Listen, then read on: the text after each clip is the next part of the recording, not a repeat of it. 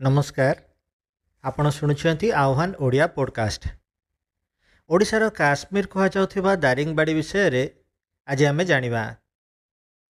दारिंगबाड़ीर नामकरण कहीं केपरि होइछि, दारिंगबाड़ी कहीं प्रसिद्ध आ दारिंगबाड़ी को कहीं ओडिशार काश्मीर कहा जाए। आसंतु जानिबा एई समस्त विषय रे।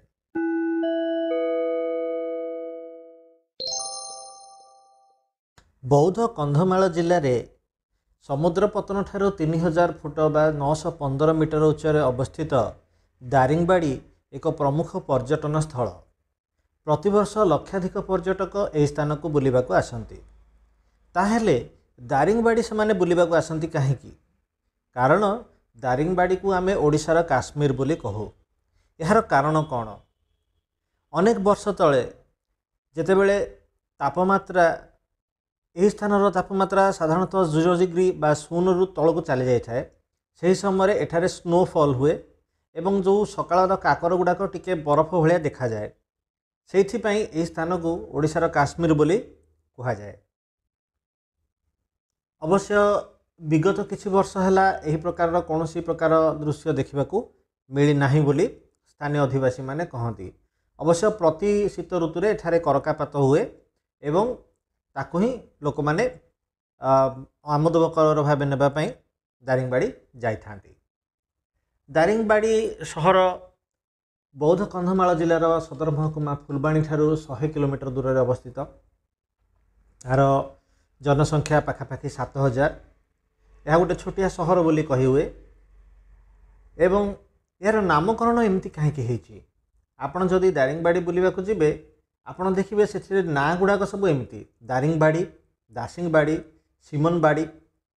या पछरे कारण रहिला जेतेबेले ब्रिटिश सरकार भारत को राजनीति करुथिले सेतेबेले एही अंचल को जो इंग्रेज सरकारंकर अधिकारी माने राजनीति करुथिले सेमानक नाम हिसाब रे एही स्थान गुड़ाकर ना दिया जाइछि।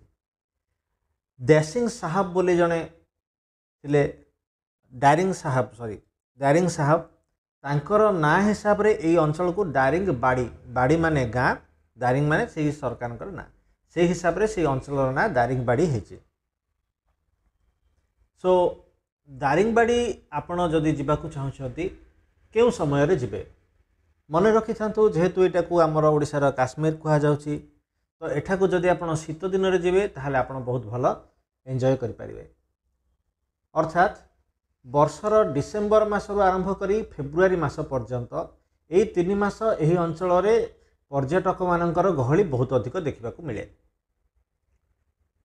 आउ जदि आपण सेठा को जाउछंती सेठिरे राति रहिबा पई व्यवस्था करी जांतु, याद्वारा आपण रात्रिकालीन तापमात्रा जोटा कि 0 डिग्री बा ताठू कम हो जाए ताकू अनुभव करि परिबे एवं सकाळ सकाळ जदि संभव हुए आपण करकापात बा काकर बिंदु देखि परिबे। जिबे केमिति? दारिंगबाड़ी ओडिशार राजधानी भुवनेश्वर ठारू 300 किलोमीटर दूर में अच्छी। प्रतिदिन बस सेठाକୁ जाए। निकटस्थ रेलवे स्टेशन अच्छी ब्रह्मपुर सहर जोटा 120 किलोमीटर दूर में अच्छी।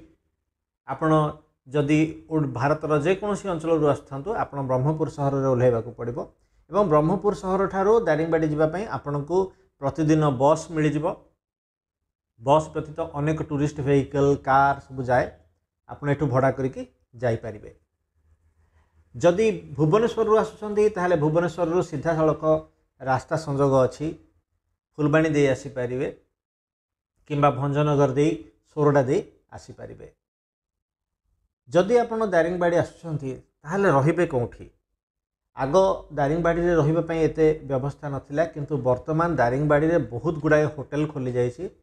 मेन रोड बा मुख्य रास्तार साइड रे ही बहुत गुड़ाए होटल अच्छी। Hotel mid town, hotel utopia, hotel sky भवन एवं आहरी अनेक गुड़ाए अच्छी।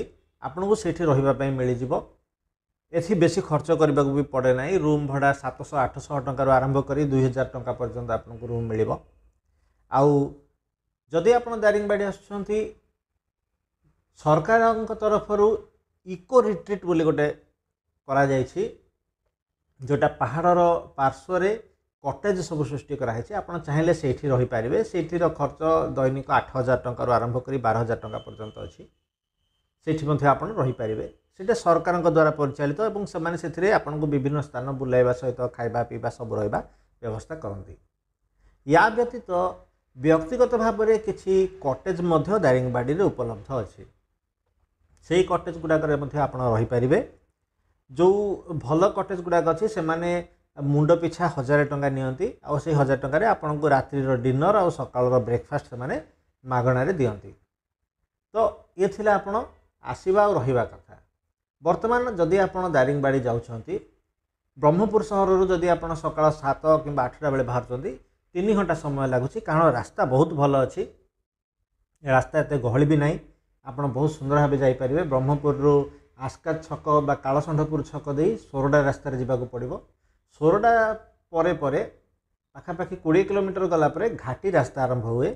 घाटी रास्ताटा टिके जटिल हो पारे कारण से बहुत गुड़ाए बुलाणी रास्ता अच्छी किंतु आपण भल लगे आपन से पाखापाखि 15 ରୁ 20 किलोमीटर बाट आपको घाटी रास्ता जावाक पड़ पारे।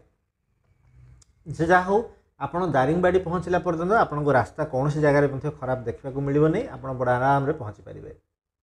दारिंगबाड़ी रे पहुँचला परे आपन देखिए कौन दारिंगबाड़ी पाखरे दर्शनीय स्थान कहले जहाँ अच्छी सब 20 किलोमीटर परिधि भितर अच्छी जमती आपन दारिंगबाड़ी ब्राह्मणी गाँ रास्तार जदि जीवे 10 ରୁ 12 किलोमीटर गलापर गोटे जगह पड़े ता ना हूँ मिदुबांदा जलप्रपात सेटा गोटे बहुत बढ़िया जगह आपन सेटा देखिपारे से वाटरफॉल गोटे अच्छी से वर्ष सारा आप देखिपारे किंतु साधारणतः जदि वर्षा दिन में आप जाती से समय तार दृश्य बहुत अधिक भल थाए किंतु वर्तमान भी शीत दिन में भी सेटा बहुत सुंदर देखा जाए। तो मिदुबांदा जलप्रपात आप देखिपारे से फेरवा बाटर आप पाइन फॉरेस्ट बा पाइन जंगल देखिए जो आप फोटो उठे पारे बहुत बढ़िया जगह छाई रहे उटीर अनुभव आपन को कर आगू आसिले आप पाइबे कॉफी बगीचा। दारिंगबाड़ी कॉफी बगीचा बहुत प्रसिद्ध से भितर बुलवाई बहुत सुविधा अच्छी आप बुली पारे फोटो उठे पारे से बड़ बड़ गचरे केमती गोलमरीच गछ अच्छी कॉफी गछ अच्छी ए सब जिनस आप देखिपारे। अवश्य वर्तमान बंद अच्छी कोरोना बोली से मैंने कहते 8 कि 9 तारीख पर से खोल बोली जहाँ हो ये कॉफी बगीचा देखिपारे। कॉफी बगीचा देखला आप पुणी फेरी आसबे दारिंगबाड़ी को। दारिंगबाड़ी कॉफी बगीचा दारिंगबाड़ी ठार मात्र 2 किलोमीटर दूर में अच्छी। दारिंगबाड़ी आसला सेठू पुणी आप बालीगुड़ा जा रास्तार जदि जाती ताहले सिमनबाड़ी बोली गोटे जगह आसे जोटा कि दारिंगबाड़ी ठार पाखापाखि 10 किलोमीटर दूर से सिमनबाड़ी पाखे गोटे जगह अच्छी जो आप एमु पक्षी मानक से रखिंट आप चाहिए एमु पक्षी देखा जापरें। आगु बहुत थे बर्तमान बहुत कम अच्छा मो निकट में जाकि आसी केवल 6टी एमु पक्षी अच्छा बर्तमान से देखापी गले व्यक्ति पिछा 10 टंका टिकेट करुँच टिकेट करके भीतर को जी से भीतर के आ एमु पक्षी साइड्रे ही से मैंने कटेज तैयारी करछंती जो आप रहीपर बहुत सुंदर कटेज होती प्रति कटेज को से मैंने इलेक्ट्रिसिटी देइचंती टीवी देइचंती फ्रिज देइचंती एसी देइचंती एवं प्रतिदिन राति रे बाहर निया लगे समस्त एकाठी बसी खाइबार व्यवस्था भी करुछंती। तो सेठी आपण चाहिए रहीपर सेठू 3-4 किलोमीटर आगू गले सेठी पड़े गोटे झरणा से झरणाटा को लभर्स पॉइंट बोली मध्य कहा जाए सेठी बहुत गुड़ाए आबड़ा खाबड़ा पत्थर अच्छी ता भितर जल जाए सेठी लोक मैंने साधारणतः फोटोग्राफी करने जाती आप चाहिए जापरें। तो ये दुईटा जगह आपड़ देखापी अच्छी आपड़ जदि दारिंगबाड़ी जाऊँ दारिंगबाड़ी बाँ पाखे गले आप कॉफी बगीचा देखिपारे और मिदुबांदा जलप्रपात देखिपारे। राइट साइड जदि जी आप देखिपारे एमु पक्षी आउ लभर्स पॉइंट।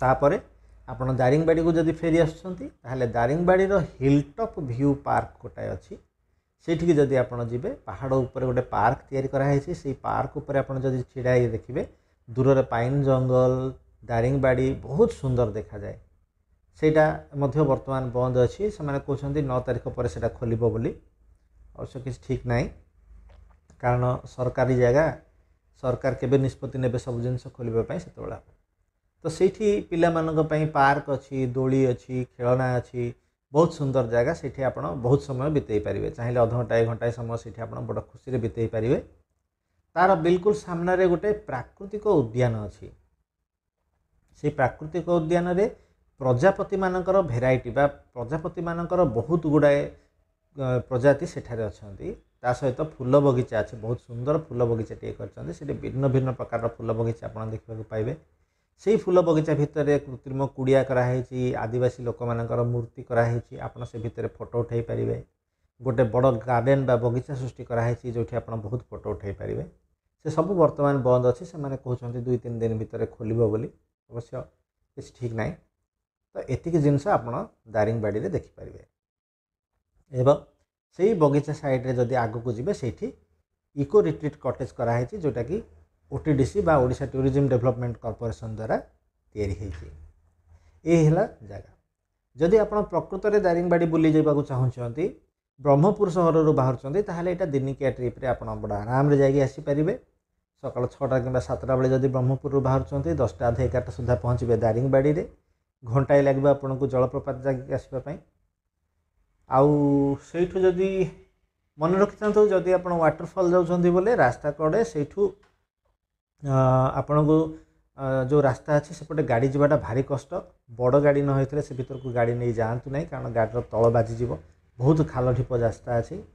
सेठू आपण को पहाचरे तलको ओल्हे जावाक पड़ो जीवा बेलू कष्ट हेनी कि आसला बेले बहुत कष्ट हे कारण स्टीप राइज अच्छी बहुत बड़ उच्च जगह अच्छी किंतु सेटा देखा योग्य जगह सेठी आप विभिन्न प्रकार आदिवासी सामग्री जमी कंचा हलदी कंचा अदा अदा गुंड हलदी गुंड गोलमरीच ये सब जिनस आप पाइपर बहुत कम दाम से बिकती सेठू जदि आप आसबे दारिंगबाड़ी रे आप खाइबा भल व्यवस्था अच्छी बहुत होटेल अच्छी भल खाइबा भी दौरान तापर सेठू आउ गोटे घंटाए लगे आपको एमू आउ लभर्स पॉइंट जाइए आसवाई आउ सब सारी फेरला 2टा ରୁ 3टा समय हम तापर गोटे घंटाए समय आप हिल व्यू पार्क उपर आउ प्राकृतिक उद्यान बुलिबे 4टा बेलू जदि 4टा 5टा बेलू जदि आप बाहर संध्या 7:30-8टा सुधा आप आसी ब्रह्मपुर में पहुँची पारे तो ये थिला दारिंगबाड़ी यात्रार बरणी जदि आपको अन्य कौन प्रश्न पचार अच्छी ताहले आप तले दि जाइथिबा कमेंट सेक्शन में प्रश्न पचारि पारे आपको जदि एटा भल लगिला ताहले आम चैनल को लाइक करंतु सब्सक्राइब करंतु आउ शेयर करंतु थैंक यू।